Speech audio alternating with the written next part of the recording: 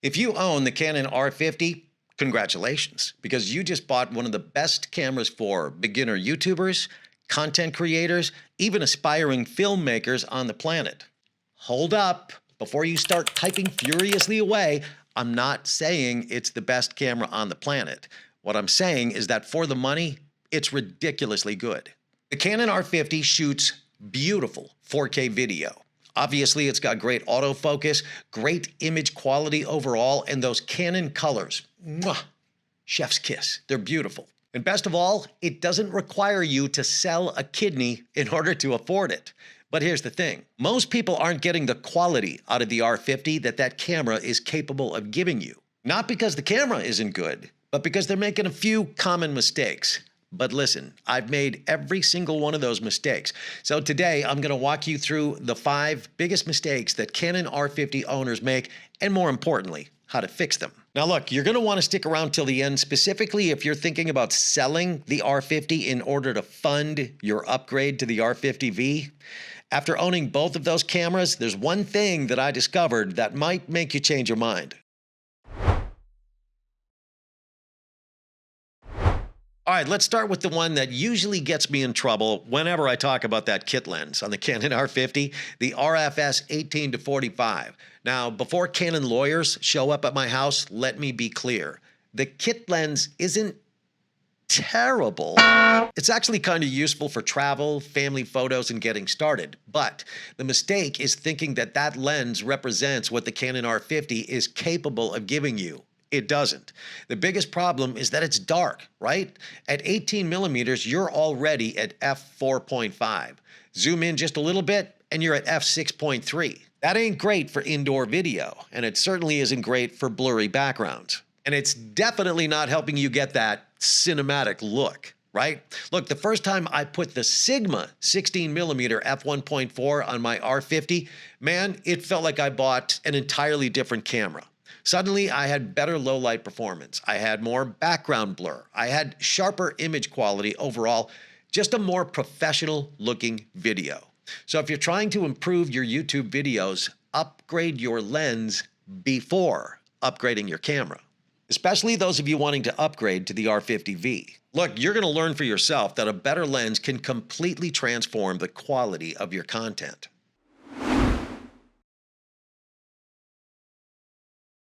Okay, this one's going to hurt a little because it's probably the mistake most beginners make.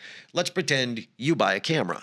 You turn it on. You put it in auto and you hit record. You hope for the best. The problem is the camera doesn't know what it is you're trying to create. One shot looks too bright. The other shot looks too dark. The colors change. The shutter speed changes. The ISO changes. White balance, everything changes.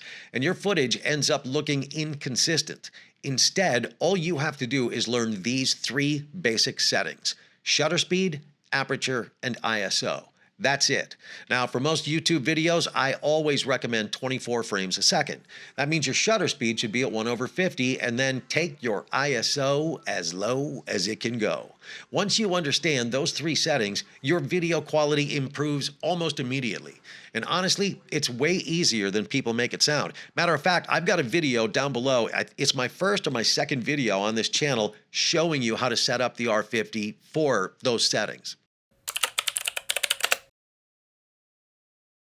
Now look, this is where people usually roll their eyes because every single creator on the platform taught audio, microphones, blah, blah, blah, blah. But look, everybody obsesses over video quality. Almost nobody obsesses over audio quality, at least not until viewers start punching out.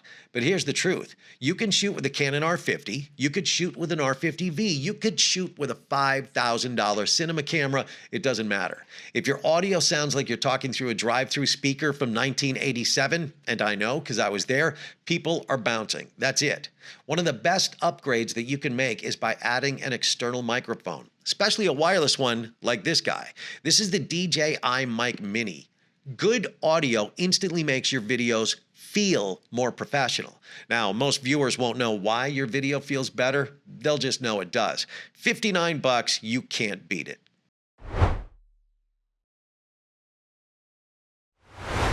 Okay, this one took me a little while to learn because when you're new, you go outside on a bright sunny day. You point your camera at the beach, you hit record, and everything looks terrible. Looks like you just experienced a nuclear explosion. Why?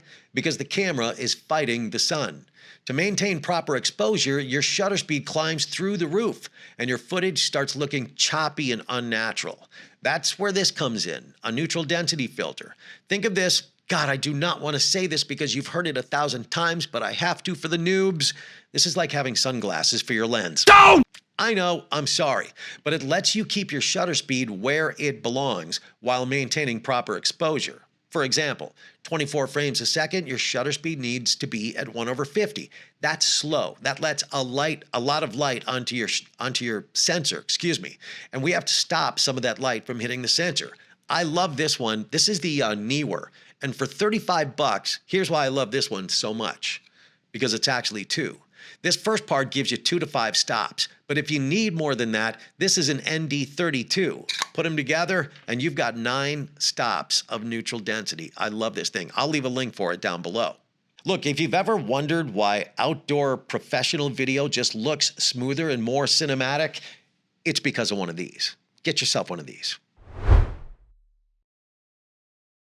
This one is the biggest mistake of all. And honestly, it's not really a Canon R50 problem. It's a creator problem. Because somewhere along the way, people actually convinced themselves that the reason their channel isn't growing is because they need another camera, another lens, or another microphone, another gadget. Fill in the blank. The reality is this. The Canon R50 is already capable of creating beautiful YouTube videos. The limiting factor usually isn't the camera. It's just experience. The best thing that you can do, stop researching gear for 1 week and instead go make 3 videos. And when you're done with that, go make 3 more. Because every video teaches you something. Every upload teaches you something. And every mistake makes you better. Look, the creators who succeed aren't the ones with the most expensive gear. They're the ones who just keep showing up. Now, before I give you that bonus tip for Canon R50 people who are thinking about selling that camera to upgrade to the R50V, do an old guy a solid, would you? Hit the like button. And if you love APS-C from Canon, consider subscribing to the channel. My entire channel is R50, R50V, Osmo Pocket 3, and lenses. So subscribe. Now, let's talk about the Canon R50V. Look, when Canon first released that camera, I bought one immediately, and I was excited because shooting with the Canon R50 for 3 years, it was a great camera. It is a great camera. I just wanted more. I wanted 10-bit. I wanted a log profile. I wanted custom buttons, more advanced video features. On paper, it looked like a no-brainer upgrade. In fact, even when it arrived, I just assumed that I was going to be selling my Canon R50. Then I spent 1 day shooting with it. And right away, I knew there was not a chance in hell I was selling my R50. Why? Because most of my B-roll is shot outside, on the beach. You know, in Florida. The R50V has 2 problems that became obvious almost immediately. First, it doesn't have an electronic viewfinder. Second, that rear screen is 30% lower resolution than the one that's on the R50. It may as well have come from Sony. That's how bad that screen is.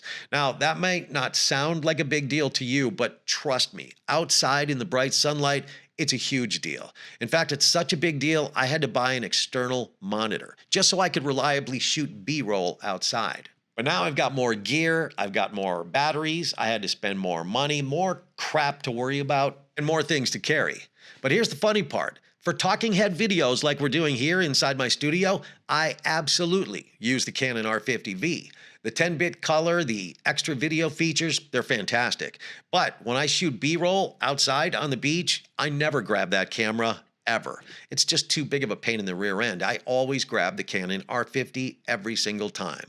It's easier, it's faster, and thanks to that electronic viewfinder, I can actually see what I'm shooting. So if you're currently using the Canon R50 and you're thinking about selling it to fund an upgrade to the R50V, my advice, think carefully before you do. Now, don't roll your eyes when I say this, but if you can afford to own both, to me, that's the main event. I didn't know what to say. I love having both of these cameras. First of all, I can get 2 angles on any video that I want. But I've got both cameras for video, but I've especially used the R50 for photos and thumbnails. I love owning both of them. But if you can only afford to own one of those cameras, don't just automatically assume that the R50V replaces the R50. Because in my case, the camera I thought I'd retire ended up being the camera that I still reach for more often. That's something I never expected. All right, you guys, did you get any value out of this video? If you did, could you do an old guy a solid and hit the like button? I sure would appreciate it. And look, if you have any questions about anything related to Canon cameras, APS-C cameras, leave the questions down below. I answer every one and I respond to every comment. And if you want to learn more about the Canon R50, the R50V, the Osmo Pocket 3, or lenses, check out my channel, subscribe. Here's a video right here that'll teach you more. So go check it out.